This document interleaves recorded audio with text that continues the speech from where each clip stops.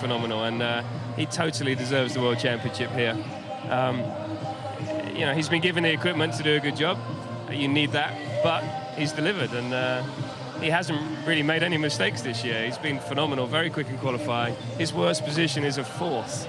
How many drivers on the grid would dream to get a fourth? And he's been on the podium at every race except for one, and he's done a fantastic job, and that's why it's great beating him here on a circuit that Red Bull's been very strong in the past, and obviously he is at the top of his game. Sweet revenge then when you came out of the pits in front of him. I bet there was a yell inside the crash helmet there. Yeah, I definitely didn't look in my left-hand mirror. If he was there, I don't know what was going to happen, but... no, you were ahead of him. You were comfortably ahead. Oh, really? Yeah. But no, you know, I think over the last few races we've really improved on our pit stops as well, because Red Bull are very strong, and for me, you know, they've done a great job this weekend, and that proved it, that, you know, coming out in front of Sebastian. So our pace was there all race, but it was just using it when we had to and when it was necessary, and I think we judged it just right. And towards the end, as you were being closed down and the gap was getting smaller and smaller and these two were getting more and more excited, were you completely in control? You knew exactly what was happening there? How was the car feeling? Well, you know, I wanted to put on a good show for the fans here. Thanks for that. Yeah. No, it's never that simple. You know, I was looking after the tyres. You know, we were always worried about blistering.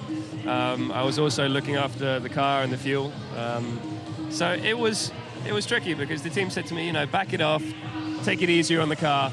And I had a 6-second lead. I missed the pit board once. Next time round, it was 2.6. And it was like, well, you could have told me that they were closing on me by 2 seconds a lap. But yeah, then I just had to judge it until the end of the race. But yeah, that was a tense moment for me. But for most of the race, I loved it, and especially after the safety car, to be able to pull that gap and really show the pace of our car. One thing I'm curious on, sorry, Eddie, I've not experienced this type of car with no refueling and everything. You've raced through a few different eras of Grand Prix racing. Yeah. How enjoyable is it to have to manage fuel level, work with your DRS, work with the KERS, do, you know, the tyres, control the blistering? Is that more or less fun than when you started in Formula 1, putting to one side the victories? Yeah, I think the first stint maybe isn't as enjoyable, because that is when the car's really heavy, especially here.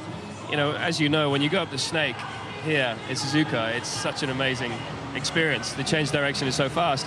You put 140, 150 kilos in the car, it feels like you're towing a caravan. It really does. I think you've used that before. I quite like that one. Yeah, he's got a or even driving a bus. But it comes from Norfolk, don't worry. Yeah. But it really does. But as soon as you get the second set of tyres on, then the car comes alive, and it's a big difference. You leave the caravan at the pit stop. Exactly. You unhook it, leave it there, and drive off. Jenson, sometimes in life you feel a sign, and it's a very big mark in what's going to happen.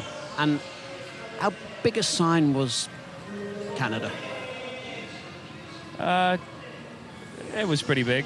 It was one of those races where we weren't quick enough to win, we didn't think. But in those conditions, I love those conditions, and I think the car was working amazingly well in those conditions. So that was a good moment in my year, definitely. But this means as much to me as winning that race. It really does. And winning from the front, you could say, is boring, but it's something that I haven't done for a little while.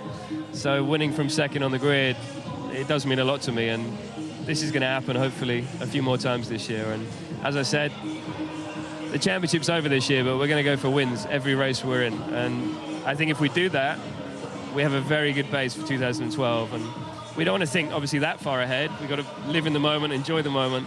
But there's something in there that's always looking forward to the next time you can really fight for a world championship. And it's over this year. Okay, well, I think Tokyo better watch out, because there's some fun coming his way.